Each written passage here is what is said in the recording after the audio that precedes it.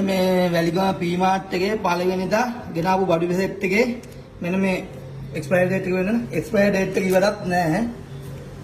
මෙන්න මේ තියෙන එක්ස්පයර් ඩේට් එක මේ දරුවට කන්න දැන් මේ කඩලා ගත්ත මෙන්න පණුව. මෙන්න තව බලන් ඉන්නද මේ පණුව රොතු පිටින් ඉන්න මේවා දුන්නා නම් මොකද්ද වෙන්නේ? මේ පළවෙනි දවස නෙමෙයි. කලින් පාරකුත් කොහොම වෙලා මං ගිහිල්ලා කතා කරාම ඒක යාළුවාගේ මැනේජර්ට කතා කරලා ඒක එතනින් මම ප්‍රශ්නේ විසඳුවා.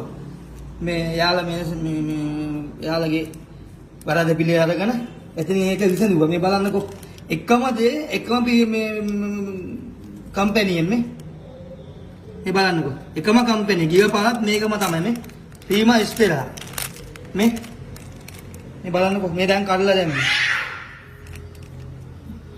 බලන්නකෝ මේ පළවෙනි දවස නෙමෙයි දෙවෙනි දවසේ පළවෙනි දවසේ මේ දේ මේ කලින් මීට කලින් මාස දෙක තුනකට කලින් මේ දේම වුණා මට හරියට දවස මතක නැහැ මේ දේ වුණා හරියටම මේ කල්ල බැලුවට පස්සේ තමයි අද මේක අදත් මේ දේම වුණා ඒකයි මේ මෙහෙම කියන්න මේකට මේ බලදාරින් මේ යොමු වෙන්න කියලා ඉල්ලා හිටිනෝ පුළුවන් තරම් මේ කම්පැනි වලින් බඩු ගන්නකොට පුළුවන් තරම් පරිස්සමින් වැඩ ගන්න කියලා හොඳට විමසිල්ලෙන් බලන්න මම මේක අරගෙන ඒ අදාළ තැනට ගිහිල්ලා මම මේක පෙන්නනවා